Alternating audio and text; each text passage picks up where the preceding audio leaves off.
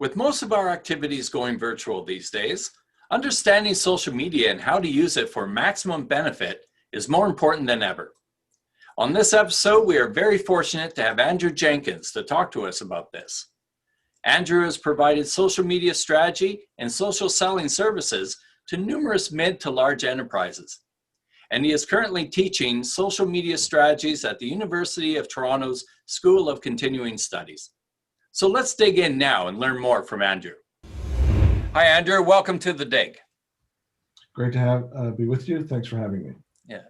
So can you kind of, I've introduced you a little bit with the show here, but maybe you can kind of expand a little bit. I didn't really use the words, but I kind of saw you more of as a guru to social media. How would you put yourself?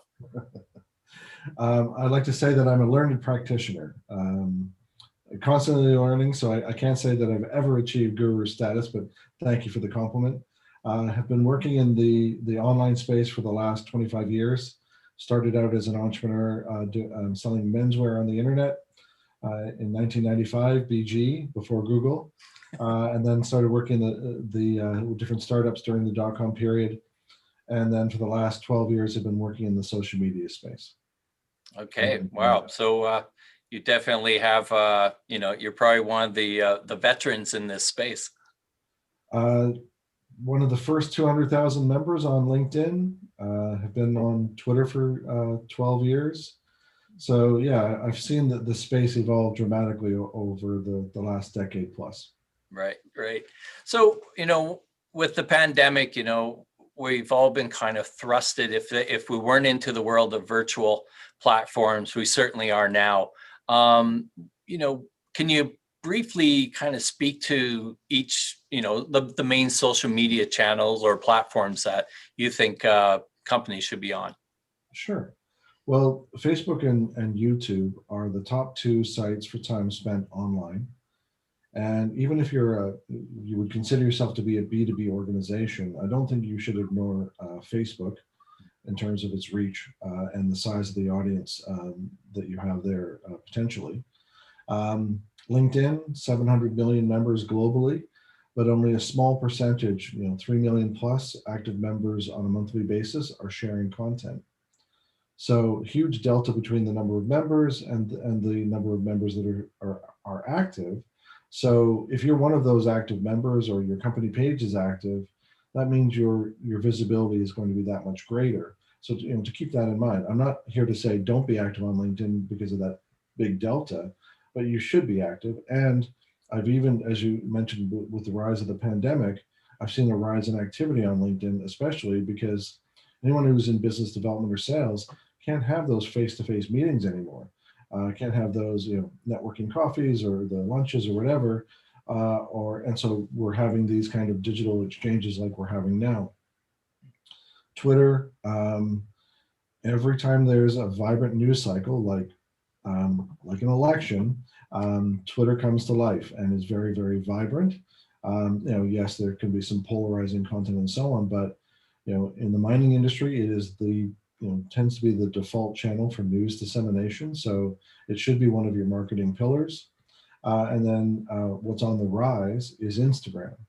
I'm not going to bother with TikTok and so on because that skews, and Snapchat skews more teenager. But if I'm a mining company, I'm targeting the millennial investor, should really consider Instagram as part of my mix because that's their preferred platform.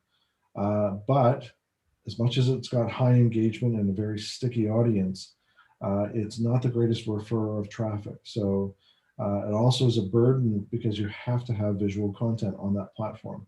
So if you're not prepared to meet the demands of the platform, you're better off to be on one or two platforms and do them really well than be a mile wide and a foot deep and do them all poorly. Right. Wow. So, there's some, I guess there's quite a bit of misunderstanding or myths within the world that you live. Can you shed some light on some of these? Well, what often happens when in talking with an organization in the mining space is someone from senior management will say, well, I'm not on Facebook and the conclusion is from that statement is that means my customer, my investor, my stakeholder isn't either. And it couldn't be further from the truth. We often show through our analysis that there is actually a ton of content going through Facebook as a platform related to and from the mining industry. And that usually opens their eyes. Again, nothing happens in mining without data. No hole is drilled, no exploration project initiated without data. And we, in that same mindset, we share the data back to say, here's what's happening on Facebook that is relevant to the mining industry. And this is, either by choice or just inadvertently, it's being ignored. And so if you're not on Facebook as a potential channel, then it's worth considering. And here's the data to back up that recommendation. And I'm not here to say that, forget Twitter, forget LinkedIn, and just focus on Facebook. That's not what I'm saying. This is, add it to your marketing mix. If you can, meet the commitment, it will demand content, it will demand management. And there are ways to do that in a without being too burdensome, but that's just one example. The senior management has to remove themselves from the equation and not see themselves as the same audience member that they're trying to target. And that's one of the biggest myths. And the other thing is, what they often do is they will post very, very infrequently, and they'll only post company news. And so, most companies don't have a press release every day. But if they have a press release every 6 weeks, and that's the only thing they post on social, and it's 6 weeks apart, the algorithms on these platforms are not working in your favor. They're working against you if you have gaps that big. And so in some ways you might not even bother, because the shelf life of a tweet is about 15 minutes. And if you're tweeting once every 6 weeks or longer, those tweets aren't being seen by very many people, if at all.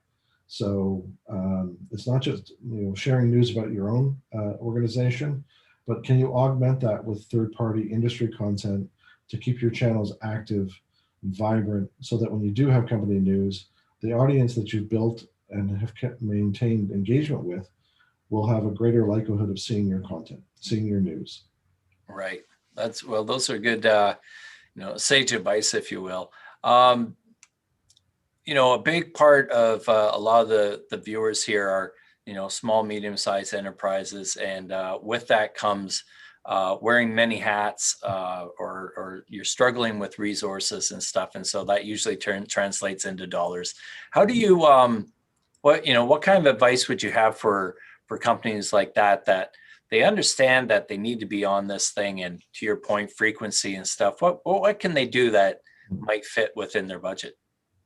Well, the phrase we often hear and often use is doing social media off the corner of our desk.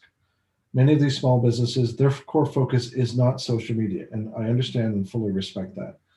They're, often they're in the mining industry, they're focused on their business, and rightfully so.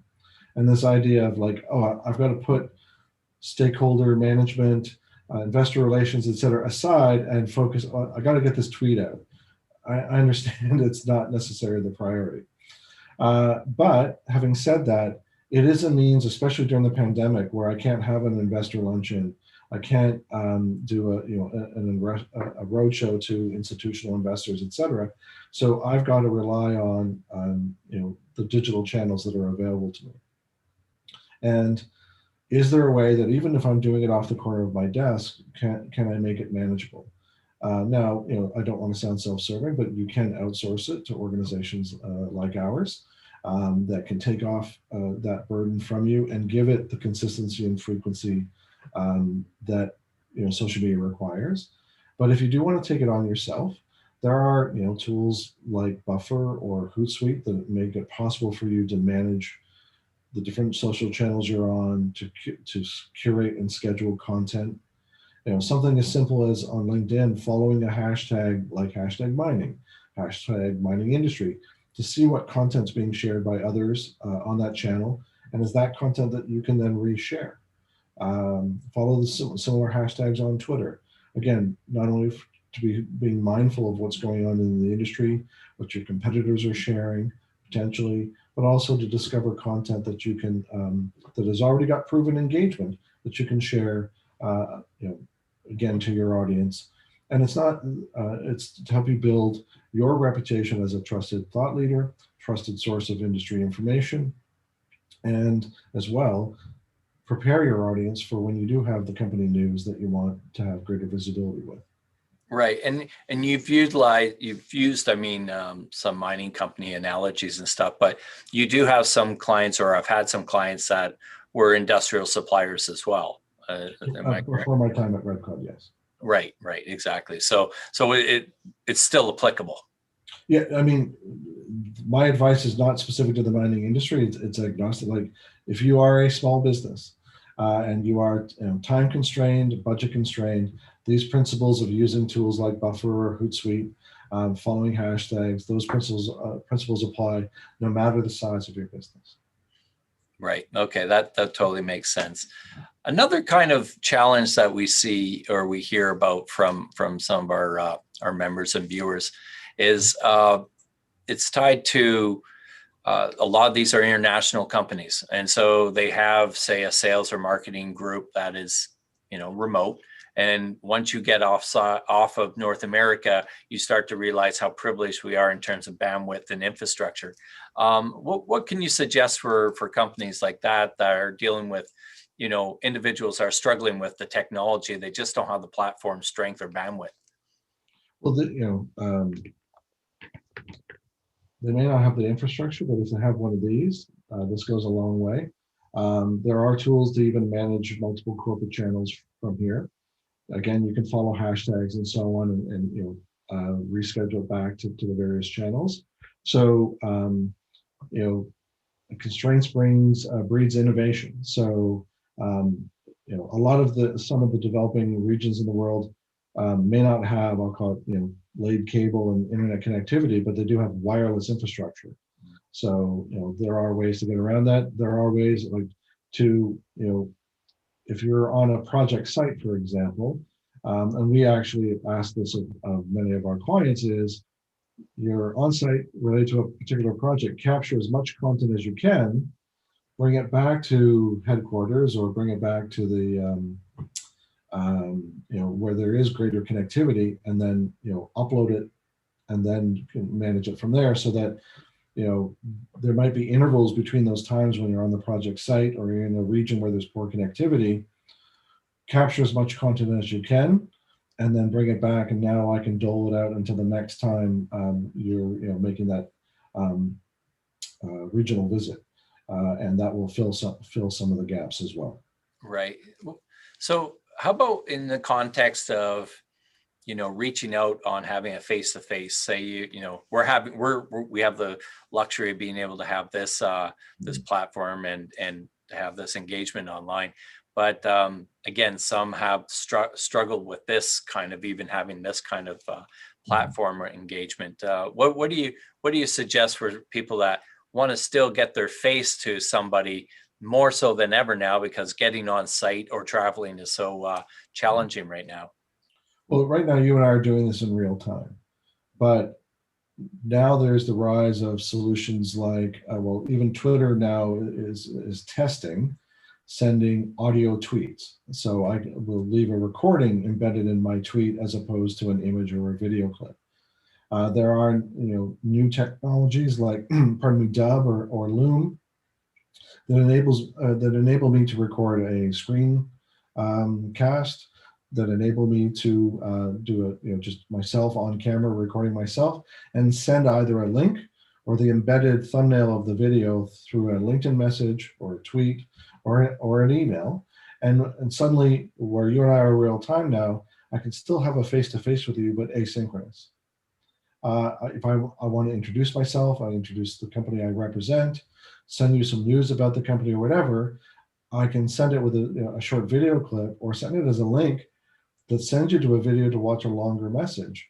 And so I might, again, it's asynchronous. I may not have the bandwidth necessary to send you a video file, but I can send you a link to that video that you can watch when you have the appropriate connectivity, et cetera. And as well, that could be a video I record on my phone, but I wait to share it when I have the proper connectivity. So Are there delays? Yes, but are there workarounds? Most certainly.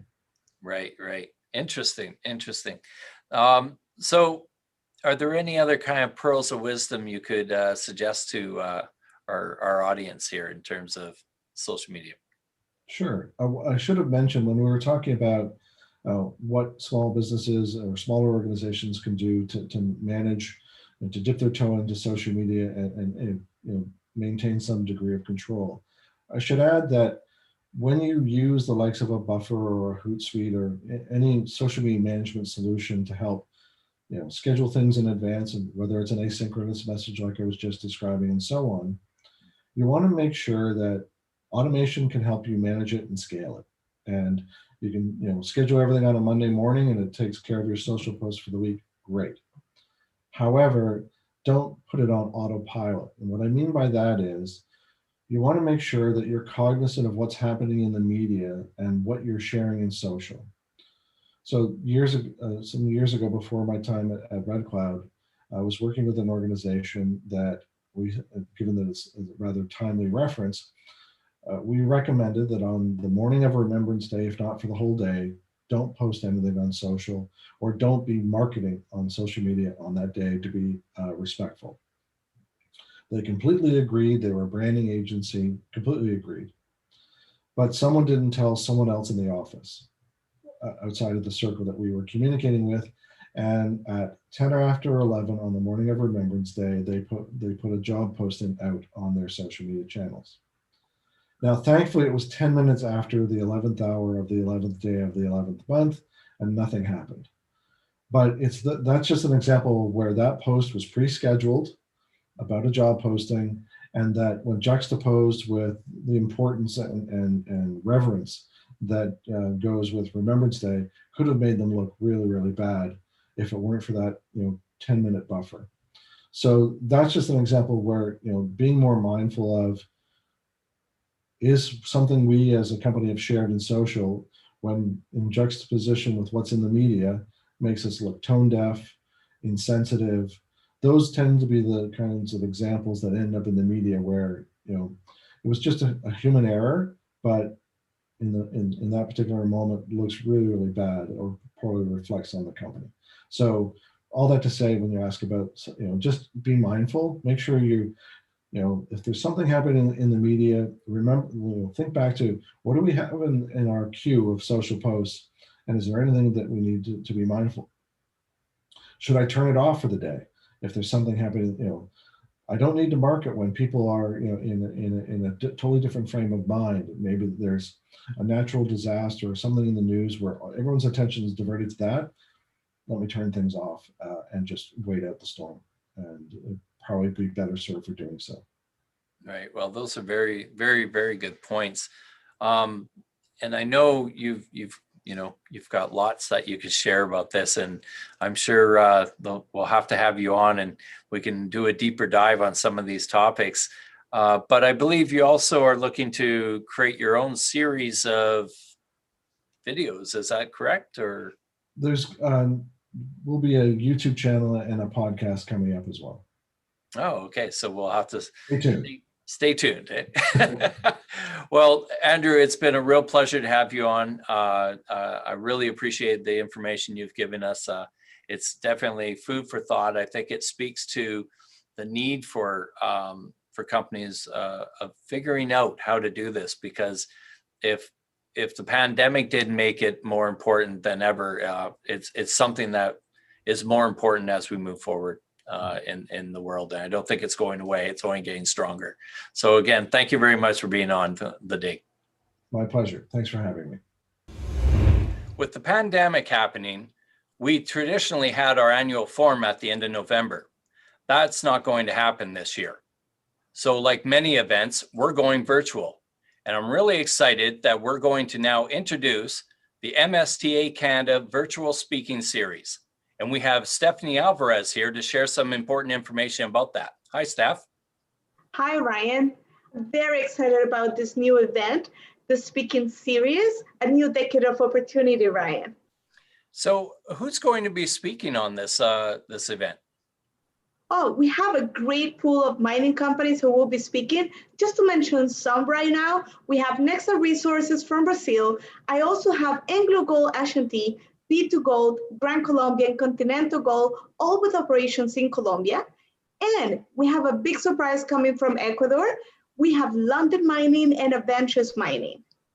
That is very interesting. I'm so glad this has come together. There's a real focus on Latin America. And we also have a very, very important keynote speaker, do we not? Yes, I couldn't be more excited. We're actually going to have Peter Hull, Chief Economist of Export Development Canada. That'll be a very timely discussion on the economic outlook of Canada and the world and how we fit in it, especially after the election results from the United States. I couldn't agree more. I think he's going to give us all the insights, and I cannot wait for his presentation and for all the presentations of the mining companies. Well, the speaking series seems to be really taking off to a great start, and I look forward to hearing more of other future speakers in other regions we'll focus on. So thank you very much, Steph. Anytime, and just for more information, people can email me directly at alvarez@mstacanada.ca, and I'll be more than happy to help them, as usual. Thanks, Steph. And thank you for joining us on The Dig. I'm Ryan McEachran. Take care and stay safe.